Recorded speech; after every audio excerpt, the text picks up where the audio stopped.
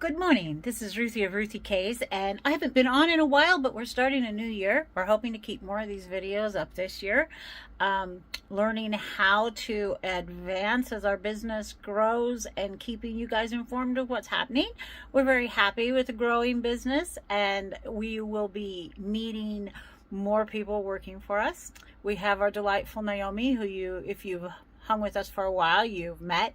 She came on as an apprentice, and she's now a full-fledged seamstress for us. She does alterations, that's her specialty, and learning more all the time, but she does great on all of our regular stuff.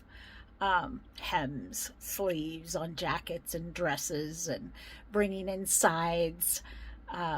She does amazing. We're super excited to have her continue working with us. But today I thought I'd show you what happens when I don't do something quite right. I had a customer come in and want a cuff. Cuffs aren't a big thing on men's pants right now, and so my brain just blipped and I didn't put a cuff on it. Now, we're going to set this up for this little video so that you can see what I'm doing. So let's take this over here, because I always leave a good sized hem.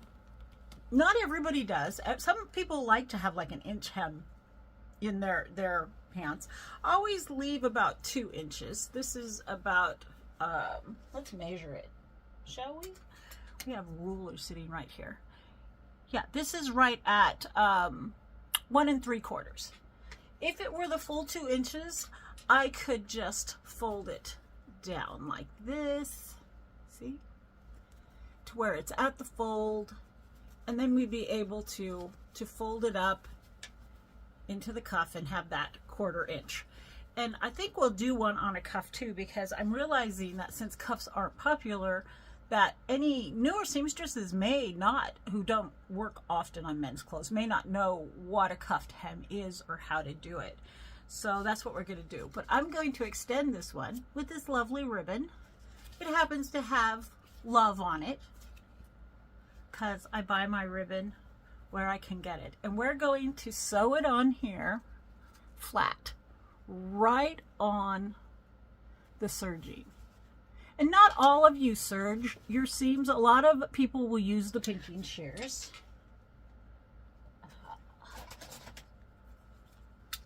To do their hems, and that's fine. And if you do pink, one of the ways I learned years and years ago to just keep it easy and easy to sew is to run a thread line right below the pinking.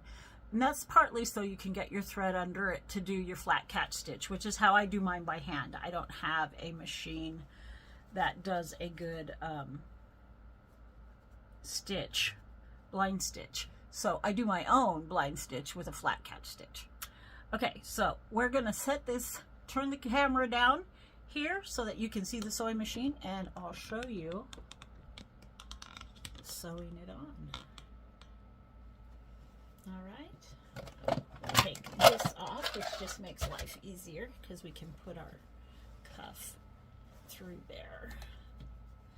And again, I'm laying it right here, right along that serge seam, and then I'm keeping it really close to the edge. Let's see if I can. Nope, it's not going to let me go in anymore at this point. But there we are.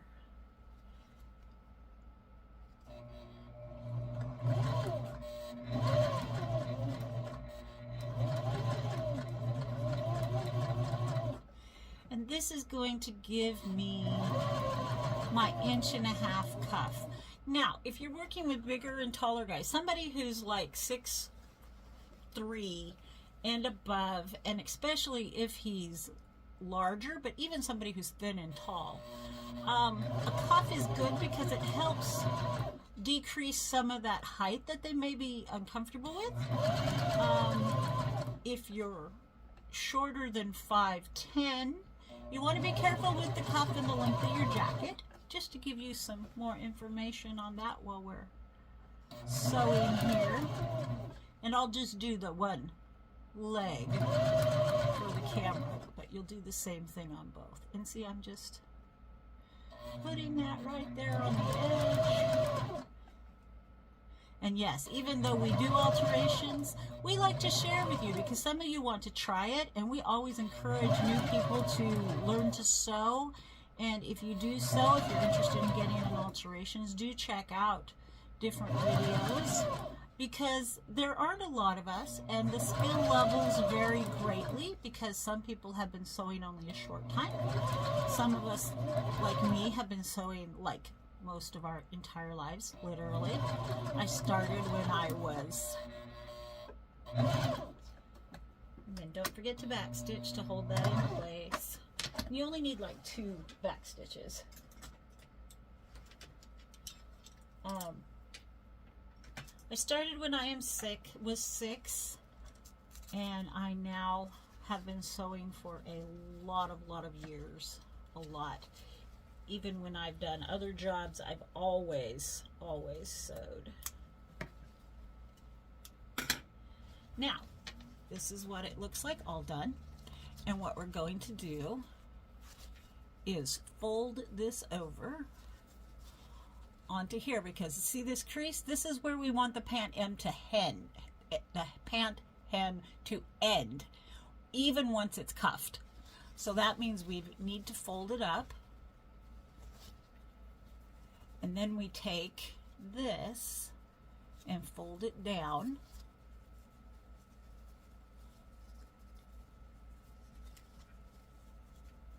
So that when this is folded up, we're right there where we want. And we're only going to have like an inch. It's still going to look good. And this customer isn't tall enough to where I need more than an inch to an inch and a half.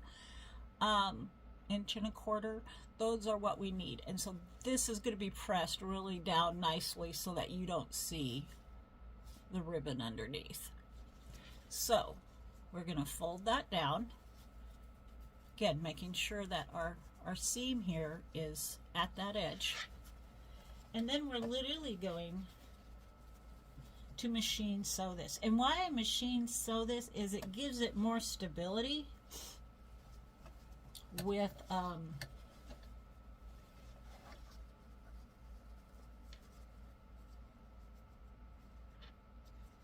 it gives it more stability with the cuff to have it machine sewn. And you don't have to blind stitch it. A regular seam is going to work just fine. It's not going to show on the outside. And you can see we can measure that, and I have just an inch right there. That's what I want. And I can keep my tape measure here. And see, my ribbon is just an inch.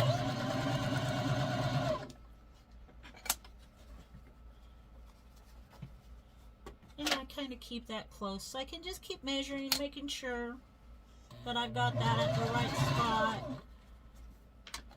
Keeping it nice and even. You can get a lot of tools to do that, but sewing as long as I have, I kind of get a little snobby about being able to sew a pretty straight seam. Kind of a silly thing, I know, but use your tools. Use whatever tools you like to use. That's totally perfectly fine. These are the things that, you know, we all get our own joys and happiness out of how we do things. And it's okay. There are many ways to do things, so if I do it one way and somebody else does it another, this isn't an arguing point. This is a preference point most of the time. And yes, I might be appalled at how somebody else does it, but that's because I wouldn't be doing it this way if I didn't think it was the best way to do it, right? And we're all like that. So when we sew, we don't want to be too harsh on each other.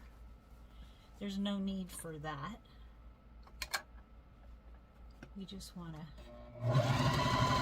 get it done to keep our customers happy, and we want it to look good. So, you know, I love to follow other people because sometimes their way I find I like even better than my way. This is something that I didn't learn originally. It's something I learned after sewing for a while, and I saw somebody else's and went, and I tried it out on a piece of fabric. Never my customers, it'll be my own, my poor husband's, to see how it works.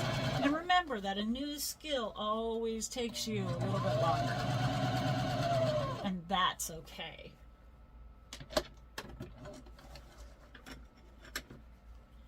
So clip off the strings.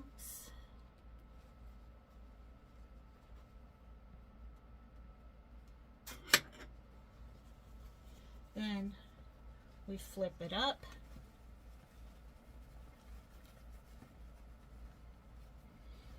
Keeping it right on that edge. You can iron it first. People do that differently too. So now I have my inch cuff.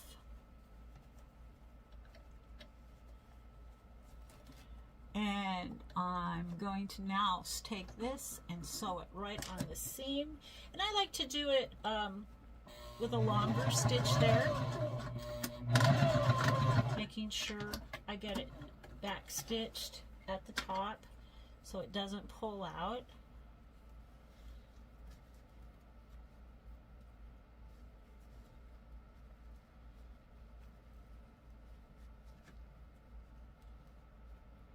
And then be sure you clip all your strings. I love Regency romances. They're my go-to dumb reading book is what I call them, because, you know, they have a lot of silliness in them. And in them they have, they always have a tailor, of course.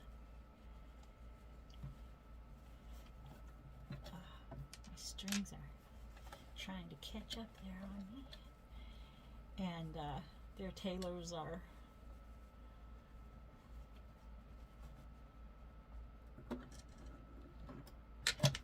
different kinds. They have the city tailor who leaves no seam allowances, and they have which is a lot like you get in the store, and then they have your what they call the country tailor, who always leaves a seam allowance because they assume that, you know, people are going to need to adjust this.